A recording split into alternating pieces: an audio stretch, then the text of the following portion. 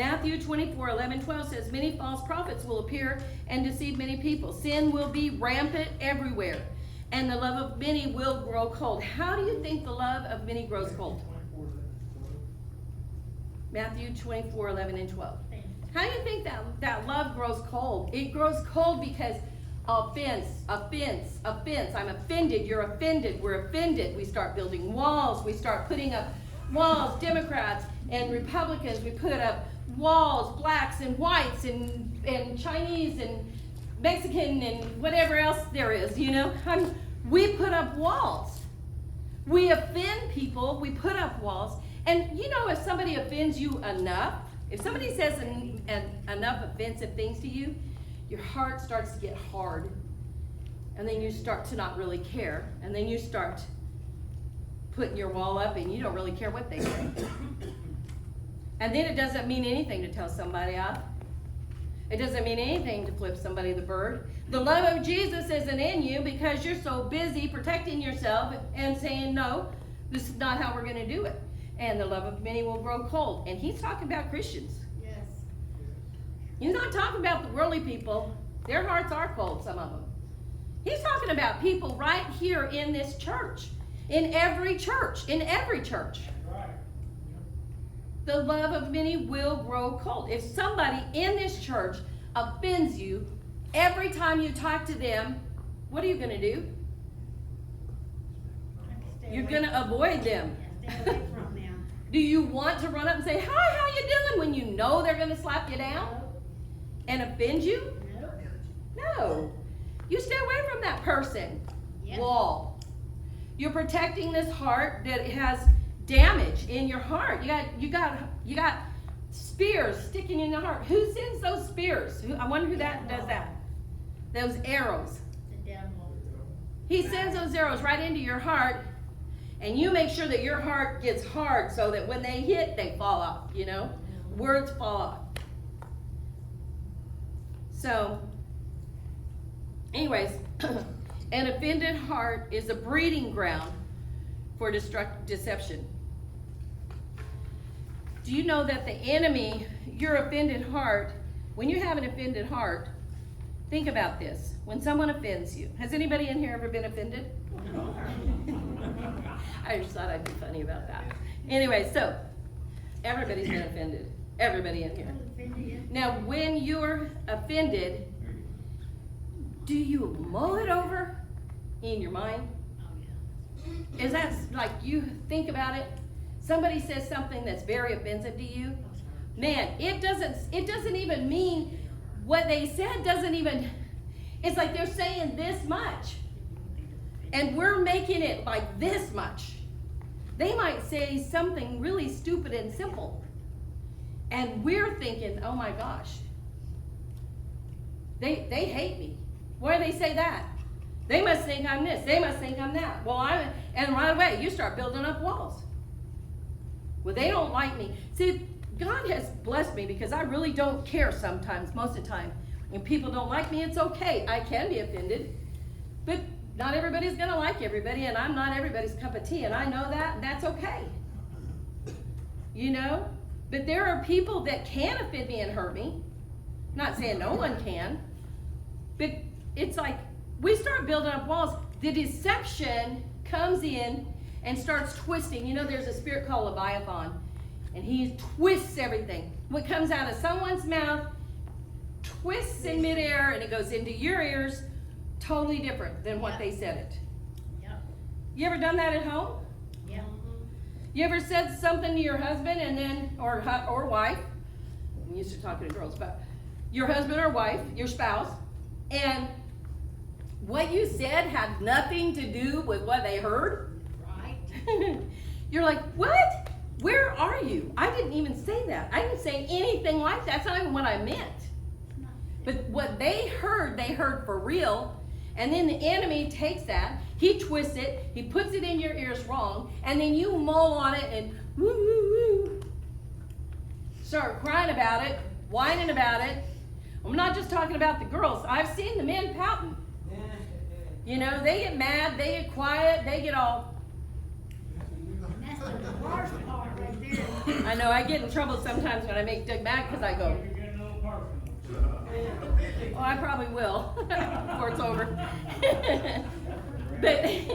but you see, you can't walk around crying about stuff, you know? Give it to God. Give it to God.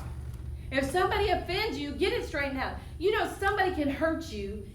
Say somebody in the church, somebody at work can say something. Now, we're not to the families yet, but somebody at work, somebody in the church can hurt you. You can think it over, and then you start to wonder, does everybody think that? Absolutely. Is everybody feel that way? Before you know it, you're telling you brother so-and-so or sister so-and-so what they did to you. That's a deception. That's enemy going, sneaking his little snaky little body right in there to say whatever he wants to say to you. And we eat it up. Yeah, yeah, yeah.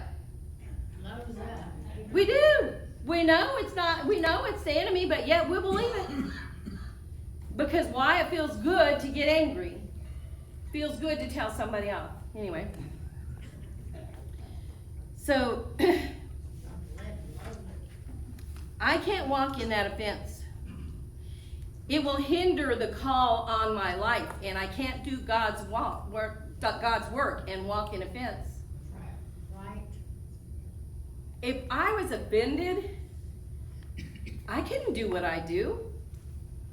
You ever been in a room full of drug addicts that are mad because they just got out of jail and they can't get their drugs? Yes. Oh. It's not pretty, is it? It's not pretty, is it, Terry? It can get ugly. It can get offensive. It can get bad. And if I walk around being offended by everything they say and do, I might as well go home because there's no point. There is no point in trying because it's just all crazy. What we got to do is hit the offense when it hits us. Take care of the offense. Hey, I know you probably didn't mean that, but, you know, or give it to God. You know, there's steps you can take. You can give it to God. Okay, they said something was offensive to me. I'm going to pray about it. I'm going to give it to God. Well, if you give it to God and then when you see that person again, you still have that inside, you know, then you need to take it another step.